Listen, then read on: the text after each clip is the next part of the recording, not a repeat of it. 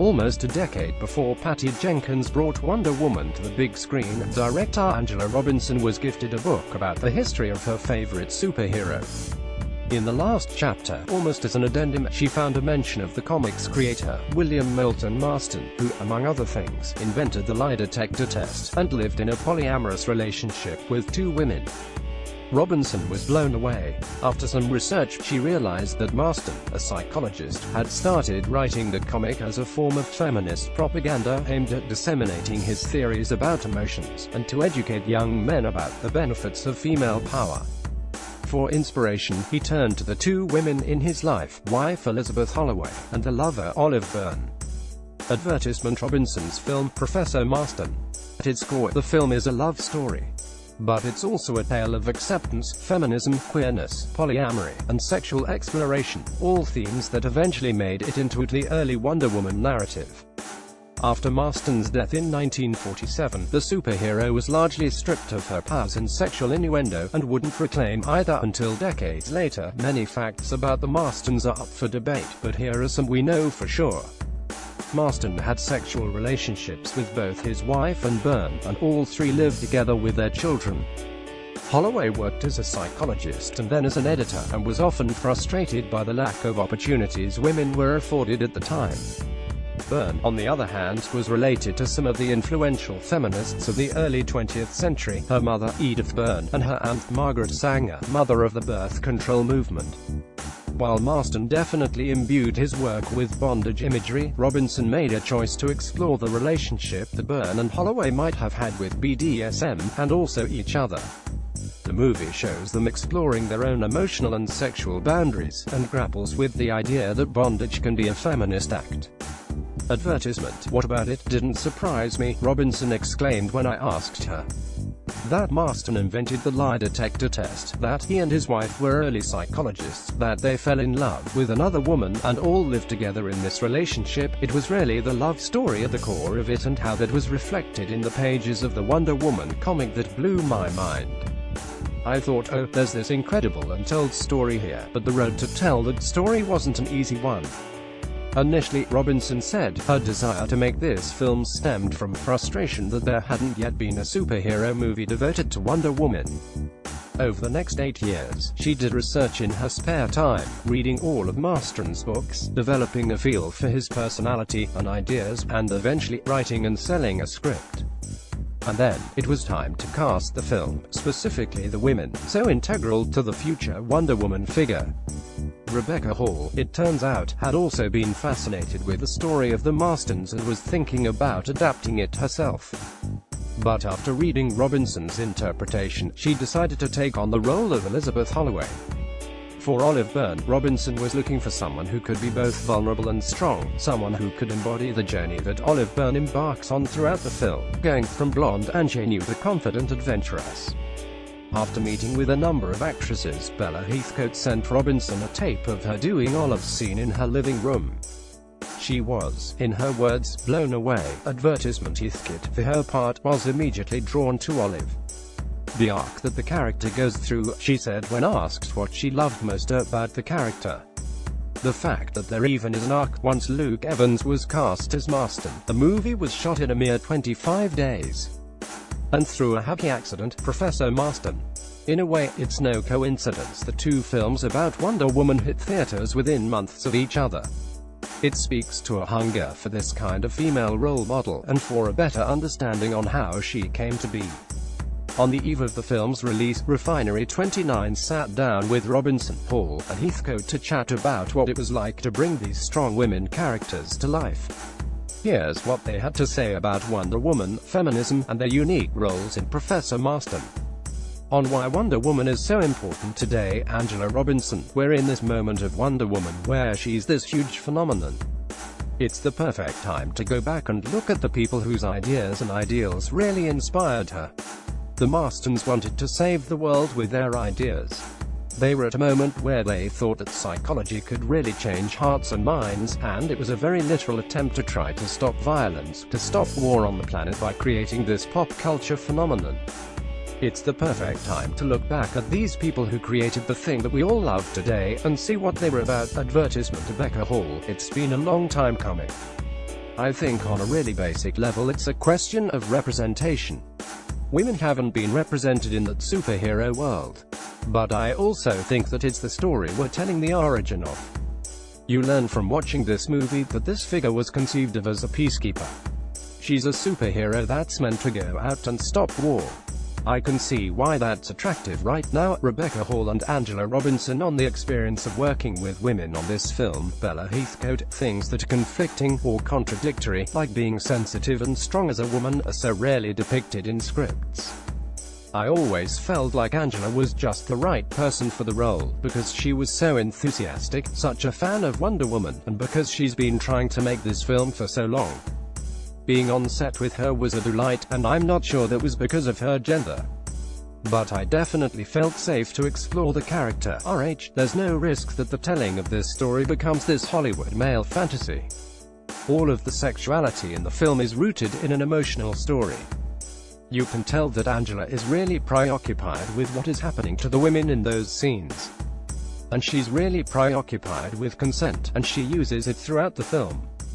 The characters don't do anything without making sure that they've communicated with each other exactly what's going on, and making sure each person wants to do it. Advertisement are, I think, part of the reason that the sex scenes don't feel exploitative or gratuitous, is I really did think a lot about the female gaze, and how to portray it in a way where the women were in control, and they were in power. I don't think there's a lot of explorations of female desire. I think it's always looked at from the male POV. Female desire is basically erased, or seen in the context of what the man is feeling. I decided to look at it from the women's point of view. They're guiding the action. I became really obsessed with consent as foreplay. They're always asking each other, is this what you want? Do you want this? They're always checking in, and I found it more erotic the emotional leaps they were making with each other. I wasn't that interested in what they were physically doing to each other, it was more this kind of going out on an emotional limb, and testing each other's desire and boundaries. It's not about the sex, it's about this emotional and literal freedom, the finding by being together on bondage and empowerment. I'd done a lot of work on the L Word and True Blood, so I know how important representation is. And I really wanted to be respectful about that part of the story. I think depictions of any sort of kink on film has been not great. So, I consulted with two women who wanted to be referred to as rope experts, and they were incredible. They came and did a workshop with the actors and designed the rope sequences in the film. I really tried to educate myself. It was really important to me because I'm a Wonder Woman fan to kind of respect the fandom, and to treat the story with respect and love. I thought this was kind of a loving extension of the relationship, and usually it's portrayed as, oh, it's a kinky, it's a weird. I didn't want to otherize their experience. Advertisement the first time, Elizabeth has quite the normal reaction to BDSM, like, why would you want to be doing that, surely this is wrong, and then she goes on this voyage of self-discovery, and realizes that it's possible to be feminist and be into this. Because it's choice. The way that whole thing works is the submissive has all the power because they're giving you the consent to be dominant. It's just another example of where Olive is learning more about herself. It's part of her journey. And that's what I loved. I love her growth. It's part of what turns her on, it's part of her sexual identity, and part of who she is. The thing that I love about this film is that it normalizes that. Anything that takes place between consenting adults who love and respect each other, as far as I'm concerned, anything goes. On Marston's feminism, a lot of the film is me wrestling with Marston's ideas. To do that, I surrounded him with a lot of strong women characters who really debate and take his theories to task. I myself found lots of them contradictory and problematic. I tried to explore the misogyny within his feminism. There's both. And his entitlement versus Elizabeth and Olive. Even his essentialism about women being better, more loving. I went round and around and around in my head. It's so exciting and progressive, but also so limiting and problematic. And so I just put it all in the movie. Even the whole conflict between feminism, empowerment and bondage. One of my favorite exchanges is when Marston starts to tie Olive's hands, and Elizabeth says, don't let him do that to you, and she says, I don't mind, and Elizabeth says, why the fuck don't you mind? It's all part of who Wonder Woman is. Advertisement none of these things are black and white. He was a male feminist at a time where there really weren't any, but also he was a product of that time. He was probably the first one to admit that he couldn't escape his own masculinity and the pitfalls of that. I think Angela deals with it really wittily. He's sort of written and conceived of as a slightly out-of-control puppy dog that women occasionally have to be like, no, Bill too. But at the end of the day, he was a feminist. He didn't accidentally drop a bunch of feminist theory into a comic book. He explicitly set out to write a comic book that would be feminist propaganda for boys and men to respect female authority. I love the fact that we can all be full of contradictions, because we all are. And if he'd been painted as this picture-perfect, idealized person, that wouldn't be real. On portraying polyamory in a positive way. A number of years ago, I was talking to a friend, and I said, okay, I'm writing a movie about 3 people who fall in love, and they live together and they have a family together and they get into BDSM and it all ends up adding up to how WW was created. And I want America to root for the love. And she was like, that's a tall freaking order. I know it is, but I think I can do it. I made the directorial choice to direct it like a prestige biopic, to treat them almost like any other subject matter, so that it's a conventional story about unconventional people. Advertisement BH. When I read the script, I was rooting for it. It's about these 3 people who loved each other, who were all equals, who see each other as equals, and respect each other as equals. And it's rare and fantastic when it happens. On Olive and Elizabeth's relationship. I originally thought many years ago that I was going to write a story about a man who had a wife and a mistress. And then I read that they lived together for 38 years after Marston died, and I was like, wait, hold on a second, and then I read that Elizabeth named her only daughter after Olive. There's a ton of love here. I have to go back and relearn this whole thing. It avoids that cliché and it's such a relief. I don't think I could have made the other version. It's been done to death. It's conceivable that 2 women could be into this and long for something that's unconventional and different, and feel empowered by it. I don't know if I've ever seen that story written.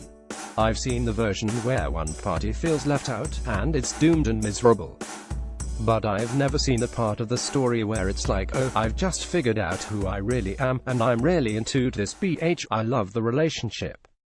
It's funny because I've had such a girl crush on Rebecca for so long, and she's one of those people that exceeded my expectations and everything that I wanted her to be, so it was really easy for me to create that infatuation that grows into a real love for Olive. Those 2 women live together for the remainder of the day's advertisement, and what they hope the audience will take away from the film are, to me, at the baseline, it was this incredible love story. Wonder Woman is about love, and I think the world really needs fresh ideas. It's in a really scary place, and I think that's why WW is resonating. People are really responding to her message. I was most struck by how much love there was in the Marstons' life and how they turned it into these exciting progressive ideas. WW is much more than what she seems. I hope people take away that message of love, and also living your truth. I hope people go in expecting one thing, and come out just rooting for these people and loving them. And I think they will, actually. It's not boring. Elizabeth says that love is love.